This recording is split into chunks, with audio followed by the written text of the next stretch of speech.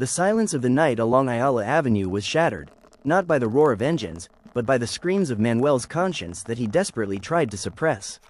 Rain began to fall, cold droplets kissing his hollow cheeks. At 32, Manuel was a mere shadow of his former vibrant self. His eyes were sunken, framed by dark circles etched by every sleepless night spent on his third job as a freelance transcriptionist. As he walked toward the bus stop, the only warmth he felt came from the glow of his phone. "Love, I hope you won't be mad," Trina's message began. It was followed by a link to an expensive laptop, a professional model for video editors, even though Manuel knew she was still just looking for a job. "I really need this to get started. If I don't get it, I might not pass the application. It's embarrassing to ask, but you're the only one I can turn to." Manuel paused under a waiting shed. He checked his bank balance on his mobile app. It was nearly empty. The money he had saved was supposed to pay for his father's cataract surgery back in the province. But every "I love you" from Trina felt like a command he couldn't disobey. "I'll find a way, love," he replied quickly. His fingers trembled, not from the cold, but from the weight of the lie he had to maintain for himself. "As long as it's for our future, I'll do anything." What Manuel couldn't see was the scene inside an air-conditioned high-rise condo in Ortigas. Trina, wearing new silk pajamas that Manuel had also bought, was sprawled on the sofa, laughing. "So, is your investor biting?"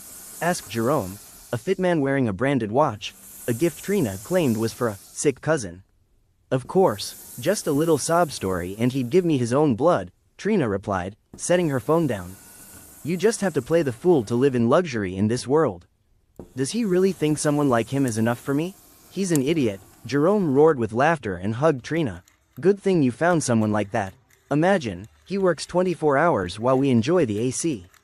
As the bus traveled toward General Trias, Cavite, Manuel leaned his head against the window. Each raindrop outside seemed to pulse in time with his exhausted heart. He remembered when he first met Trina at a coffee shop. He thought he had found the angel who would complete his life. "Manuel, son, eat first," his mother, Aling Sailing, called softly when he arrived home at dawn. "Why do your thoughts seem deeper than your pockets? We haven't even bought your father's medicine yet." "Nay, I'm just taking care of something important. I'll make it up to you, I promise," Manuel answered, even though he knew he had nothing left to give. Every cent was earmarked for Trina's dream. "Son, don't empty yourself for someone who won't even look at you when you have nothing left to give," his mother warned. "I see her posts on social media. Always at the mall, always with new things. While you can't even buy yourself a new t-shirt. Nay, that's an investment for her work. When she's successful, we'll live comfortably too," Manuel insisted. But deep down, a small voice told him he was being blinded by a dead-end love. One afternoon, Manuel missed work due to a severe fever. Instead of resting, he decided to bring food to Trina at her condo. He wanted a little comfort, just one hug to make him feel better. Carrying a bag of food his mother had cooked, he went up to Trina's floor. The security guard, who knew him as the delivery boy for branded goods, let him in. Reaching the door, he heard noise from inside. It wasn't just laughter, it was the sound of clinking glasses and loud music. The door was slightly ajar, likely left unlatched after a delivery. Manuel peered inside. There, in the middle of a living room filled with furniture he paid for, he saw Trina sitting on Jerome's lap. "Jerome, once I get the new laptop, we'll sell the old one.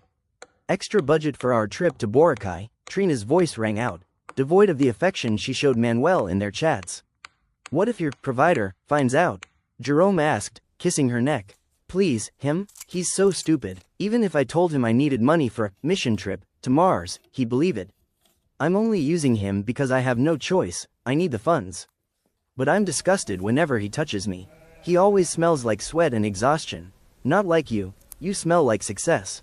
The bag of food slipped slowly from Manuel's hand. The sound of it hitting the floor was drowned out by the music, but to Manuel, it was the sound of his entire being shattering. He froze. All the sleepless nights, the hunger he endured, the medicine his father went without, all of it was for two people who were laughing at him behind his back. With a rage he didn't know he possessed, he slammed the door open. "Rot in your own filth," Manuel screamed. His voice was hoarse but powerful. The two jumped. Trina scrambled to her feet, trying to fix her clothes. "Manuel, why are you here?" "J. Jerome is just a friend, he's helping me with software." "Software? The software of deception?" Manuel stepped closer, his eyes burning. I heard everything, Trina. Stupid, idiot, disgusted. Is this the return for all my sacrifices? Hey, don't yell at her. Jerome intervened, stepping forward threateningly. Stay out of this if you don't want to rot for your crimes. Manuel snapped at him. He turned back to Trina. Every item here, every credit card in my name that you're using, I'm cutting them all off right now. And that phone? Give it back to me, because I took that out of my father's medicine fund.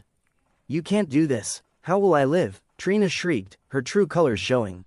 There was no more hun, no more sweetness. Only pure entitlement was written on her face. Live your own way. Use your beauty to fool your next victim, but it will never be me again, Manuel said firmly.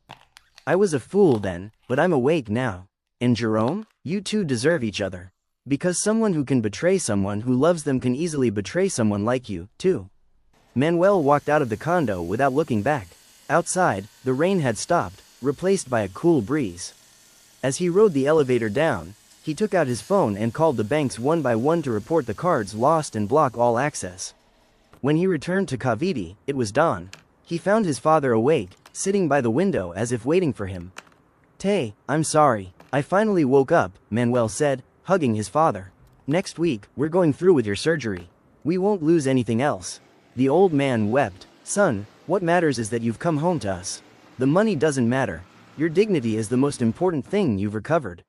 Months passed. News about Trina became scarce, but Manuel heard from common friends that Jerome left her when she could no longer provide for his luxury. Trina was now buried in debts she didn't know how to pay. Meanwhile, Manuel rose again. Using his remaining savings and his skills, he started a small graphic design agency.